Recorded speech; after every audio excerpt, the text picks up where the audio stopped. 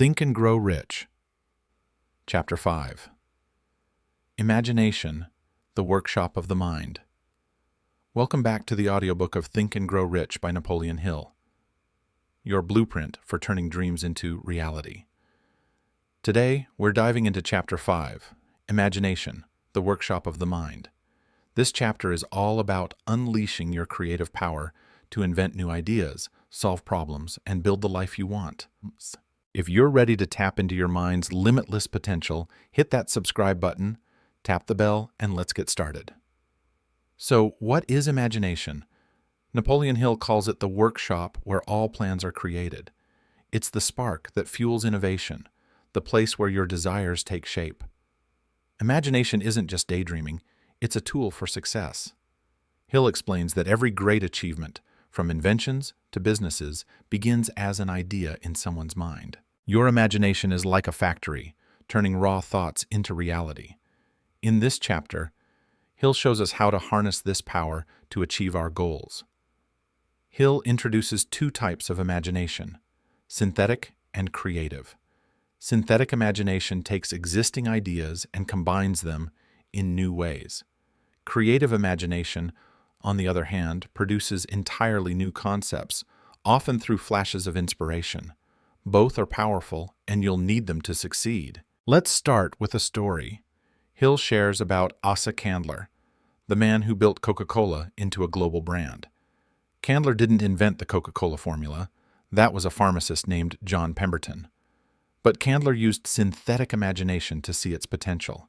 He combined the drink with clever marketing and distribution ideas, turning a small recipe into a billion-dollar empire. His imagination transformed a simple product into a household name. Now, let's connect this to a modern example. Think about Sarah Blakely, the founder of Spanx. When she started, shapewear wasn't new, but Blakely used synthetic imagination to reinvent it. She saw a gap. Women wanted comfortable, flattering undergarments that didn't exist.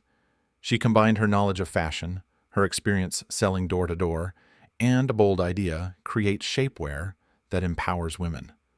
With no fashion background, she designed a prototype, pitched it relentlessly, and built a brand worth over $1 billion.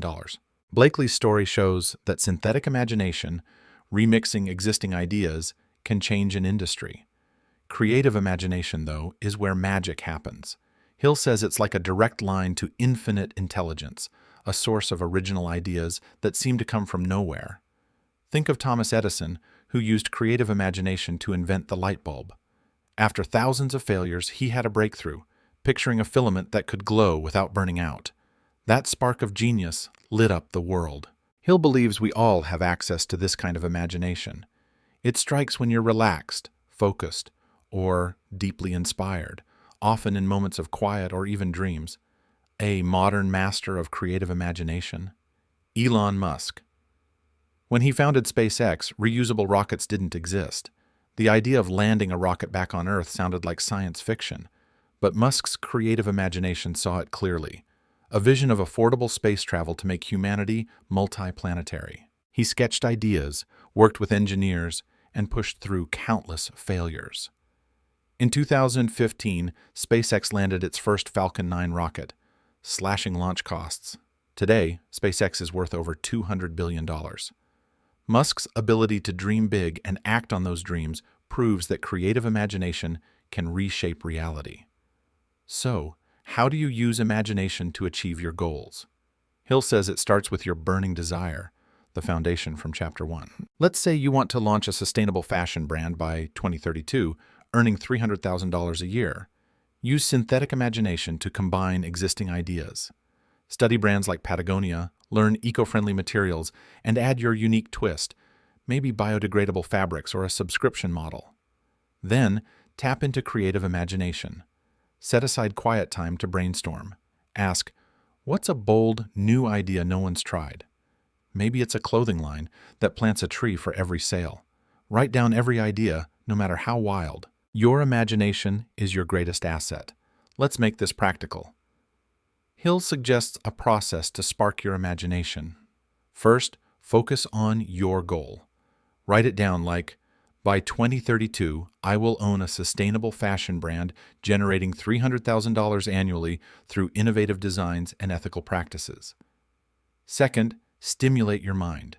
Read books, watch TED Talks, or follow industry leaders on X. New information fuels imagination. Third, set aside time to think. Find a quiet place, maybe a park or your bedroom, and let your mind wander. Picture your goal in vivid detail. See your store, your customers, your impact.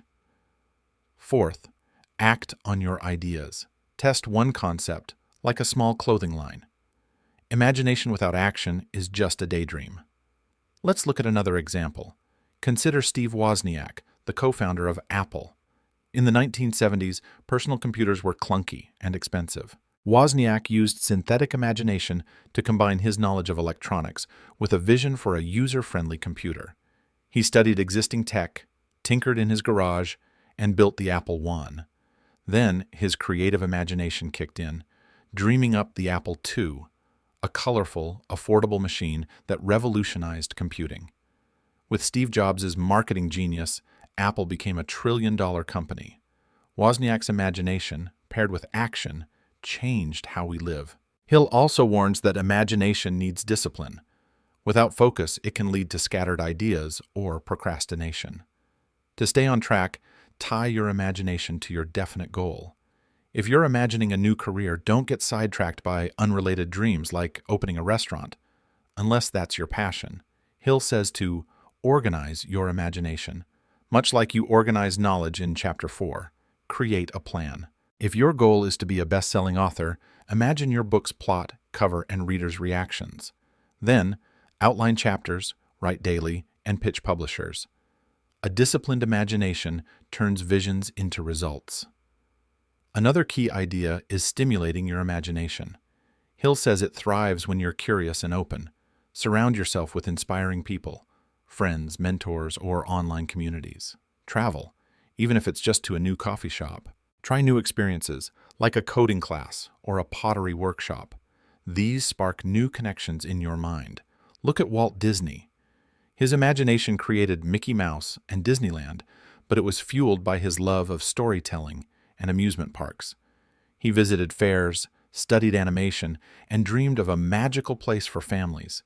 His curiosity made him a legend worth billions. Now, you might think, I'm not creative. Hill disagrees. Everyone has imagination. It's just a matter of using it. If you feel stuck, start small. Imagine a tiny improvement to your life, like a better morning routine. Picture waking up energized, sipping coffee, and planning your day. Act on it. Set an alarm. Prep your coffee maker. Small wins build confidence, unlocking bigger ideas. Hill says imagination grows with practice, like a muscle. The more you use it, the stronger it gets. Let's apply this to your life. Think of your biggest goal right now. Maybe it's starting a business, becoming a chef, or running a marathon. Close your eyes and imagine it. See every detail, your office, your kitchen, the finish line.